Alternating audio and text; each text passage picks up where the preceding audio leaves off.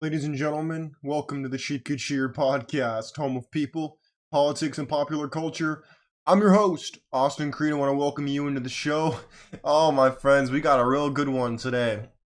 So, if you're anything like me, and you even spend a little bit of time on the internet, you'll see these videos of women being like, "Yas, queen," queen's this, queen that.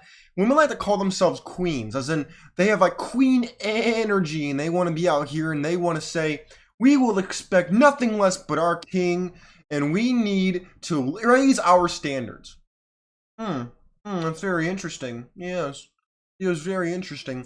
Well, I'm here today to assert to you, ladies and gentlemen of the Get Sheared podcast, that most women couldn't handle being a queen. I mean, yeah, you could throw around whatever jargon you want, but let's actually look through history. Let's wind the clock back and let's really look at what being a queen means. Because I'm here to tell you, queens, there were very few queens in history, as in there was without a king. In case you didn't know, when a queen is the head of state, her husband is usually called the prince regent. He's not usually called the king. The king is always above the queen when it comes to the hierarchy system. And if you don't believe me, I would like to present Exhibit A. So this right here, the queenship in medieval Europe, it's a book. I'm not advertising it, they're not a sponsor of the show, but it's very interesting. Like, queens were often able to exercise influence through their roles within the royal family, such as wives, mothers, daughters, sisters, aunts, etc., as they often wielded significant power as regents, which means for example, if the king passed away and then the child they had was not of legal age, they would serve as queen regent until the heir came of age. That's what a regent is. Or when the king or whoever was off on business and away from the throne, then they would serve as the power holder while they were gone. Intercessors, patrons, and models of piety and chastity. Did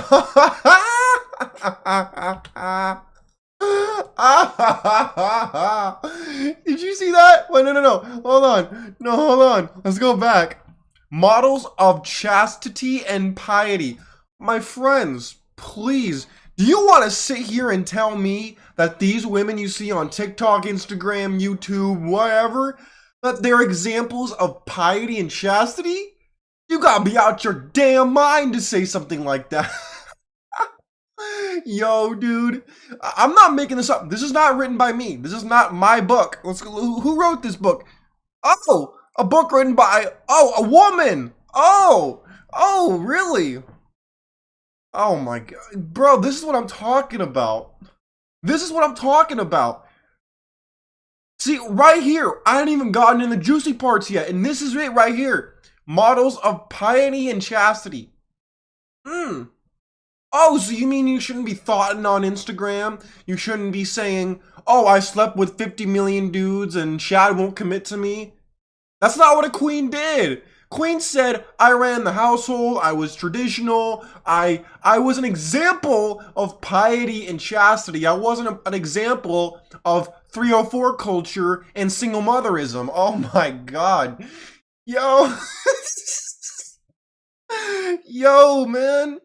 Oh, dude. Look, through the course of the book, this woman talks about first part of history that moves on, highlighting how the role of a queen evolved from just the wife of a king to a more symbolic figurehood. And a lot of that has to do with people like Queen Elizabeth II, Queen Elizabeth I, Uzentan, people like that. I actually want to show you here's a list of the most, according to what I'm reading, here are some examples of queens that they would advise. Mary, Queen of Scots. Queen Elizabeth II. Look, right there. Maria Theresa of Austria. Oh, Catherine the Great of Russia. Oh, boy. Oh, for those of you who don't know, they actually mentioned it. That's funny. I haven't read through all this, by the way. I just picked it up because I wanted to give a authentic reaction. But look, because she was rumored to have been with a horse. No dude was good enough for this queen because she was actually in charge. She didn't have a king. You know what? If you look at history, my friends, the queens of England, the queens of France, the queens of Europe in general, and this even went to China too, so it's not just a European thing. They were the most warlike. I'm not making this up. Let's go back. Let's go here. Hold on. Where did I have? Oh, here it is. Here it is. According to Google now, which is going to be more liberal than me, which is going to be more traditional than me, says war. Okay.